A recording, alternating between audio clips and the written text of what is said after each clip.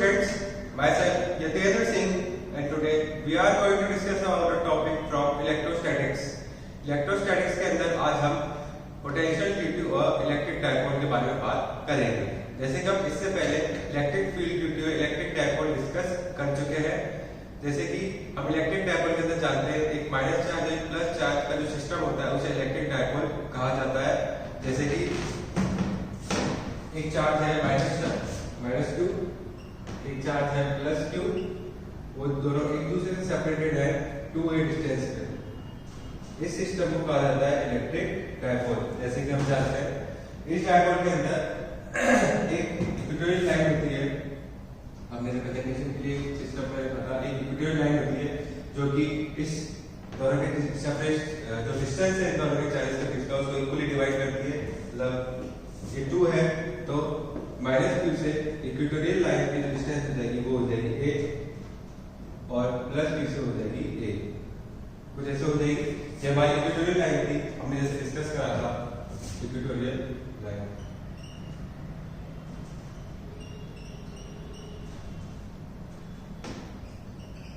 और हमारी axial line थी जो कि ये वाली लाइन थी, इसको हमने कहा था एक्सियल लाइन।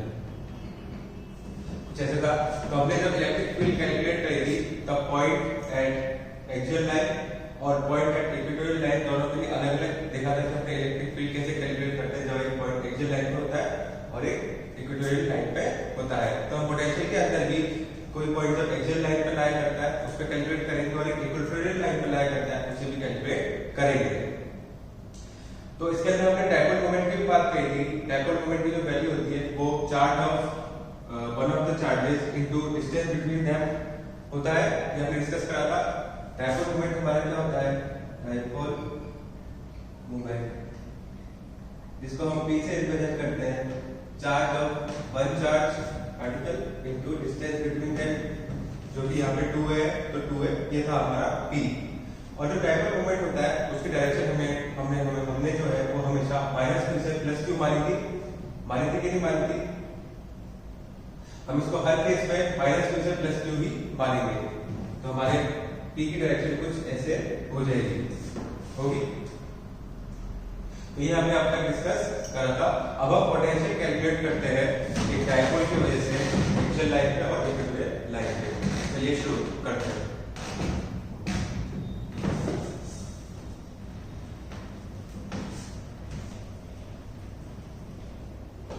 हेडिंग डालते हैं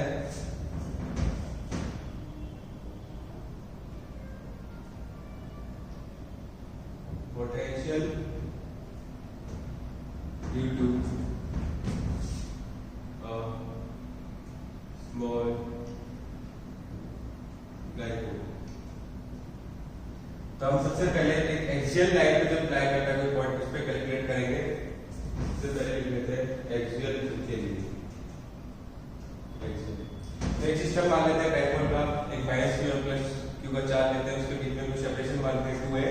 उस सिस्टम के अंदर एक पॉइंट पुट करते हैं। तो हमारा डायपोल इस प्रकार होता है -q +q, इनकी डी की डिस्टेंस हमने मान ली 2a और एक इक्वेटोरियल लाइन मान ली और एक एक्सियल लाइन मान ली। ये वाली डिस्टेंस -q से इक्वेटोरियल लाइन की डिस्टेंस a हो जाएगी और इक्वेटोरियल लाइन से +q की डिस्टेंस a हो जाएगी। ये है हमारा डायपोल। तो हमारा सिस्टम ऐसे दिखाई देगा। अब इसके अंदर हम एक पॉइंट मान लेते हैं a और b। एक पॉइंट हम इधर मान लेते हैं a, एक पॉइंट मान लेते हैं इधर b, जो कि एक्सियल लाइन पे लाई करते हैं। एक पॉइंट a, एक पॉइंट b। तो पहले a पे कैलकुलेट करते हैं। तो हमने a की डिस्टेंस इक्वेटोरियल लाइन से मान ली r। क्या मान लिया हमने? r डिस्टेंस मान ली। तो इसका +q से डिस्टेंस कितनी हो जाएगी? r - a हो जाएगी और -q से r + a हो जाएगी। -q से r + a हो जाएगी। कितने?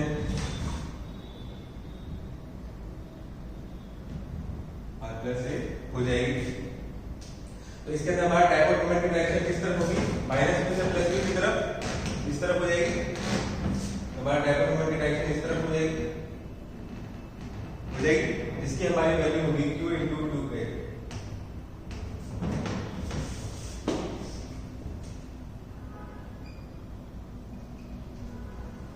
q × 2a हो जाएगी। अब हम पोटेंशियल एट a देखते हैं।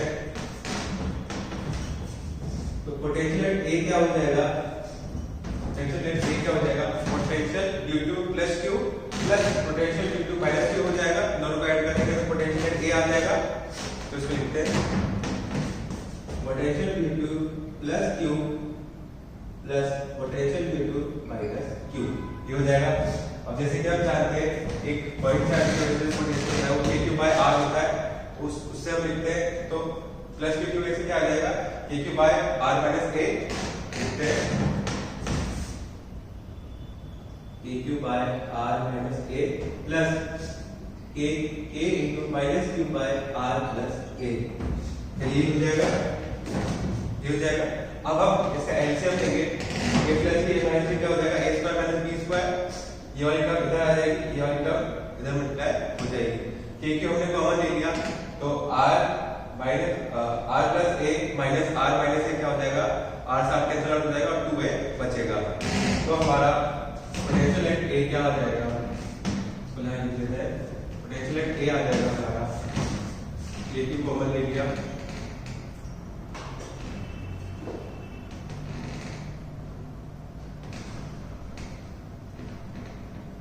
kq × 2a upon r² - a, तो ये आ जाएगा, ये आ जाएगा। अब जैसे कि हम जानते हैं हमारा डायपोल मोमेंट होता है q × 2a था, तो हम वहाँ पे इसको डायपोल मोमेंट में रिप्लेस कर देते हैं। तो इसमें आ जाएगा kp अपॉन r² - a, तो ये आ जाएगा, ये आ जाएगा। अब जैसे कि हमने इलेक्ट्रिक फील्ड में माना था कि हम जो r डिस्टेंस होती है इसको a से कई गुना ज्यादा बड़ी मानते हैं, क्योंकि ये जो दो चार्जेस होते हैं इनकी बीच की डिस्टेंस काफी छोटी होती है। तो हम जब सारी बात कर रहे हैं पोटेंशियल कैलकुलेशन में या इलेक्ट्रिक फील्ड में जिसमें भी, हम उसके अंदर r की वैल्यू काफी ज्यादा बड़ी मान रहे हैं a से। तो हम r की वैल्यू काफी ज्यादा बड़ी मानेंगे a से, तो यहाँ पे a को नेगलेक्ट कर सकते हैं हम। तो if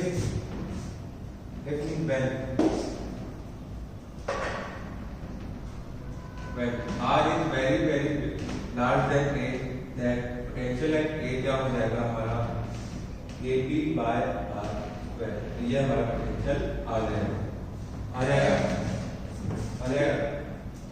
तो जैसे कि आपने नोटिस करा होगा मैंने पोटेंशियल एट a लिखा है, मतलब a पॉइंट मैंने पोटेंशियल एट एक्सियल नहीं लिखा है। इलेक्ट्रिक फील्ड में मैंने डायरेक्ट एक्सियल कैलकुलेट की थी, electric field at axial position. तो मैंने ऐसा क्यों नहीं करा है, क्योंकि अगर हम जब एक बी पॉइंट एक्सियल लाइन पे कंसीडर करेंगे तो इसका जो पोटेंशियल आएगा वो आएगा नेगेटिव में। क्यों आएगा, क्योंकि ये -4 से काफी क्लोज है, इसका पोटेंशियल नेगेटिव आएगा। तो इसकी वैल्यू सिमिलर होगी। तो हमने जनरल फॉर्मूला निकाला कि पोटेंशियल एट ए कैलकुलेट करा, इसका जनरल फॉर्मूला भी मैं लिखवाऊंगा, तो उसका हम डिस्कस करेंगे। पर जब हम बी में कैलकुलेट करेंगे तो -kq/r² आएगा, क्योंकि वो -q से पास में है, तो वहां पे पोटेंशियल नेगेटिव आएगा। तो इसका पोटेंशियल एट ए। अब बात करते हैं इक्वेटोरियल पोजीशन के लिए, इसको नोट कर लीजिए। तो बात करते हैं इक्वेटोरियल की।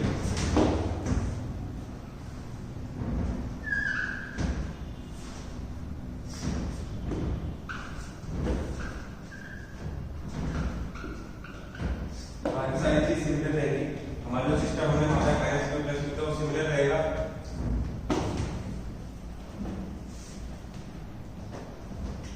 बात कर रहे हैं इक्वेटोरियल की।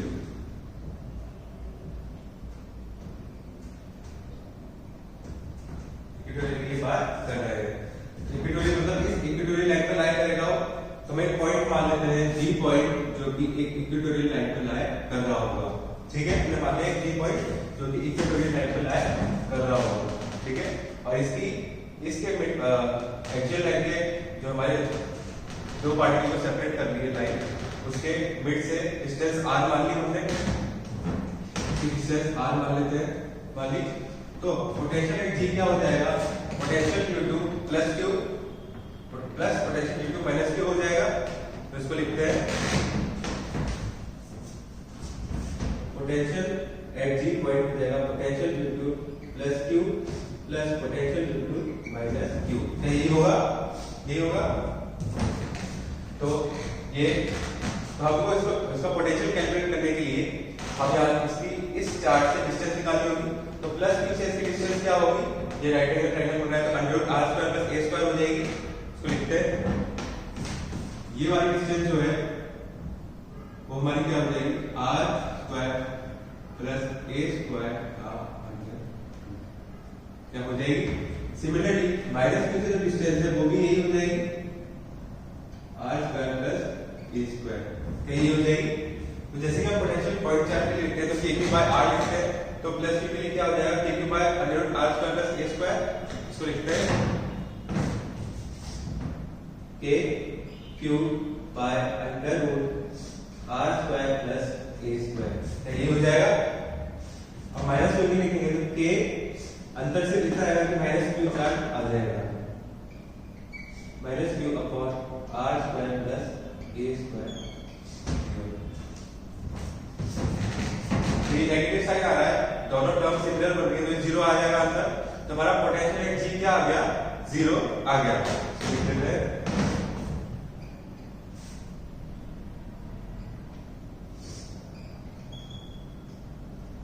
तो हमारा जी पे जो है पोटेंशियल वो जीरो आ गया। तो अगर मैं जी पॉइंट की जगह जी को यहाँ पे ले लूं तो क्या फिर भी जीरो आएगा? हाँ, ये जीरो आएगा। इस पूरी इक्वेटोरियल लाइन पे मैं कहीं भी पॉइंट ले लूं वहां पे पोटेंशियल जीरो आएगा आएगा। अब इस पूरी लाइन की ही मैं इस इक्वेटोरियल प्लेन में कोई भी पॉइंट कंसीडर कर लूं वहां पे भी ये पोटेंशियल जीरो आएगा। क्या आएगा? पोटेंशियल जीरो आएगा। इस प्लेन में कोई भी पॉइंट मान लो तो उसमें जीरो आएगा। इस इक्वेटोरियल प्लेन पे कोई भी पॉइंट मान लो तो उसमें जीरो आएगा। तो डायपोल की वजह से पोटेंशियल इक्वेटोरियल लाइन पे जीरो हमेशा आता है। तो अब बात करते हैं जनरल पोजीशन की। कोई भी जनरल पोजीशन आर डिस्टेंस पे और थीटा एंगल पे, इसको लिख लीजिए। डिस्कस करते हैं जनरल पोजीशन। एक जनरल फॉर्मूला निकालेंगे हम।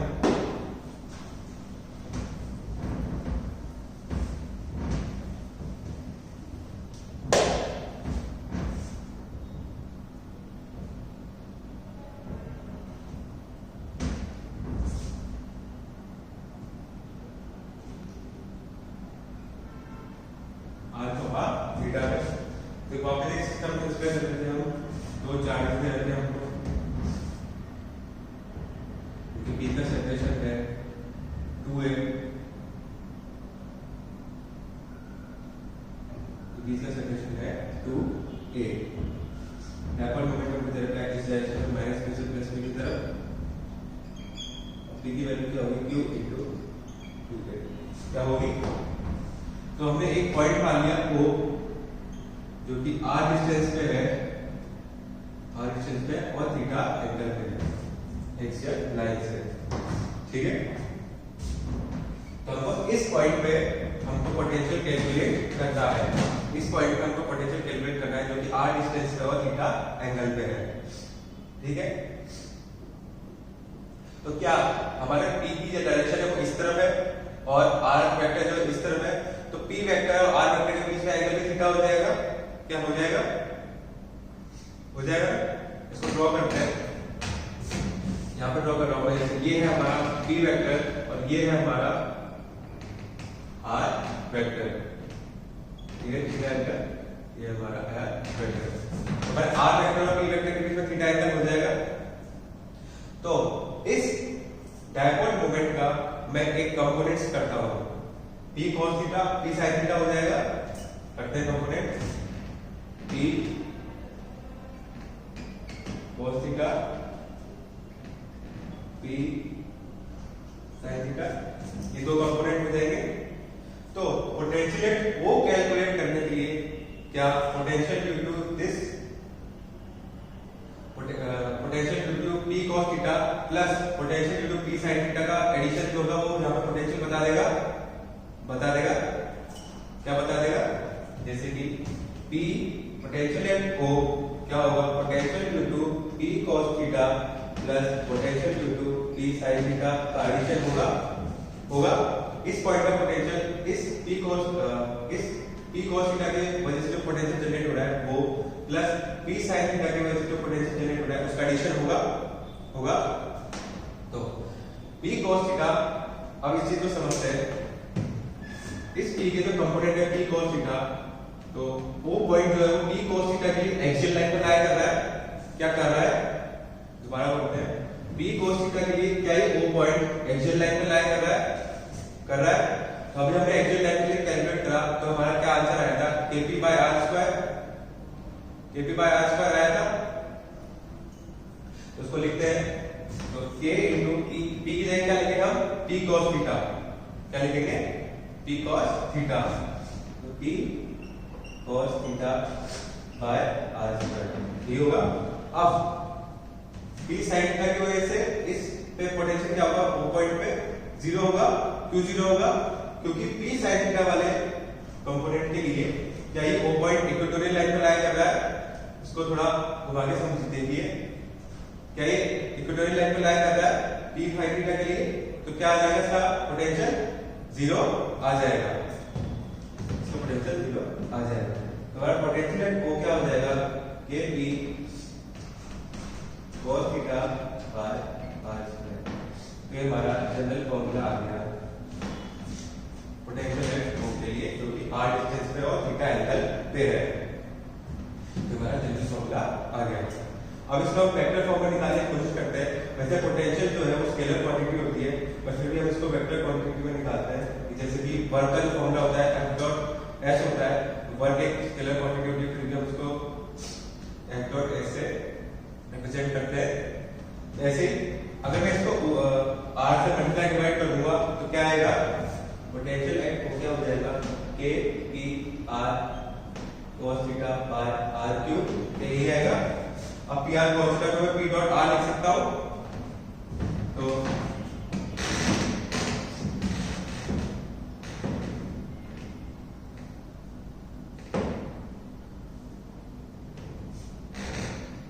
हमारा वेक्टर फॉर्मूला आ गया पोटेंशियल का वो पॉइंट पे। और यहाँ पे जो थीटा एंगल है, cos का जो थीटा एंगल है, ये कौन सा एंगल है, angle between p vector and r vector. इसको लिख लेते हैं, theta is angle between p vector and r। ये था हमारा general position r power theta का पोटेंशियल का फॉर्मूला। इसको नोट कर लीजिए। आप इसके ऊपर एक छोटा सा क्वेश्चन कर लेते हैं ताकि आप समझ पाए फॉर्मूला कैसे लगाते हैं। चलिए करते हैं।